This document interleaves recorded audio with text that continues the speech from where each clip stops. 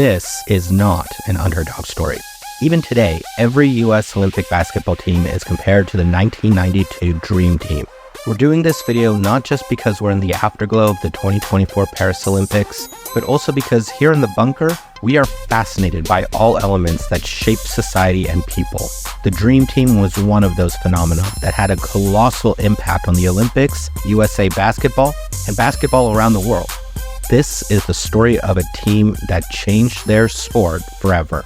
Though basketball started spreading across the globe during the 1940s and 50s, by the 1980s, there were still few professional competitive leagues around the world, and none that compared to the National Basketball Association in terms of skill and talent. At the time, people outside the US just weren't as interested in basketball as a sport. The NBA was considered so superior to teams fielded by other leagues that NBA players were specifically excluded from joining Olympic teams by the International Basketball Federation, FIBA. Otherwise, it would be like smashing butterflies with sledgehammers. The US was required to send amateur players, most of whom were in college, while other countries were allowed to send athletes who competed professionally in their own local leagues. Even against American college kids, though, the international team still struggled. So this arrangement worked for years.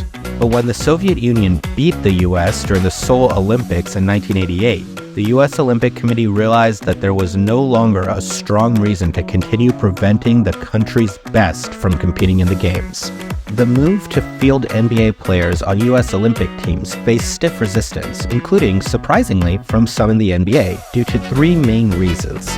First, the Olympic Committee included purists who wanted to keep the tradition of amateur athletes alive.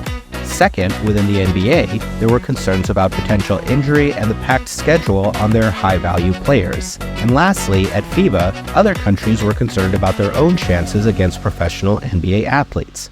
But David Stern, commissioner of the NBA, and some of his more forward-thinking executives wanted to push for NBA players in the Olympics. They understood that, commercially speaking, ironclad domination by the world's best players would captivate audiences. It was a chance to showcase NBA athletes on the world stage, expanding viewership.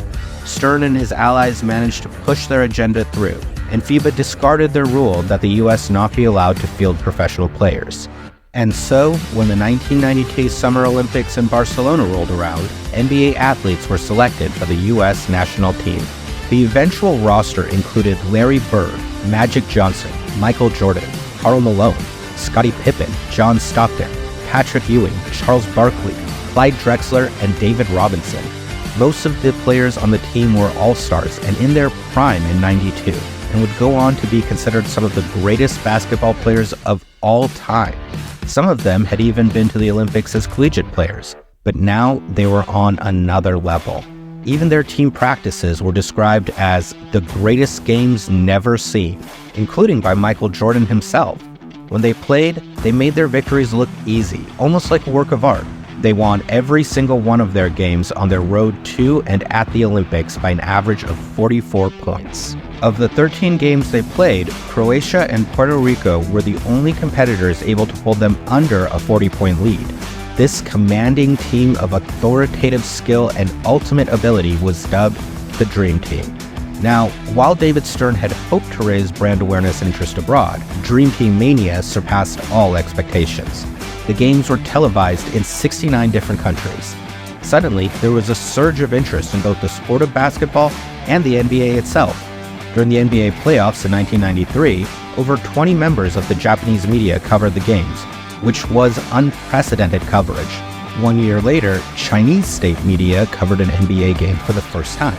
The NBA quickly capitalized on the newfound popularity, funding basketball camps and school programs across the globe, and staging exhibition games in Asia. They also sent talent scouts further afield, bringing in new international athletes who also fostered interest in the NBA in their home countries. International superstars like Dirk Nowitzki and Yao Ming have cited the Dream Team as their inspiration to choose basketball and come to the US. Players from countries outside the US now make up about 20% of the NBA. By capitalizing on the initial interest in the Dream Team, the NBA positioned itself into what is arguably the most popular sports league in the world today, one that has a significant international footprint. China, the Philippines, and Europe regularly host preseason games. NBA streaming receives about 3 billion views per year from China alone, and NBA China is worth an estimated $4.4 billion. Today, basketball is arguably the second most popular sport in the world after soccer. Domestic viewership also increased, with the 1990s sometimes called basketball's golden age. So, while the world will certainly see more U.S. Olympic basketball teams, it will never see another dream team.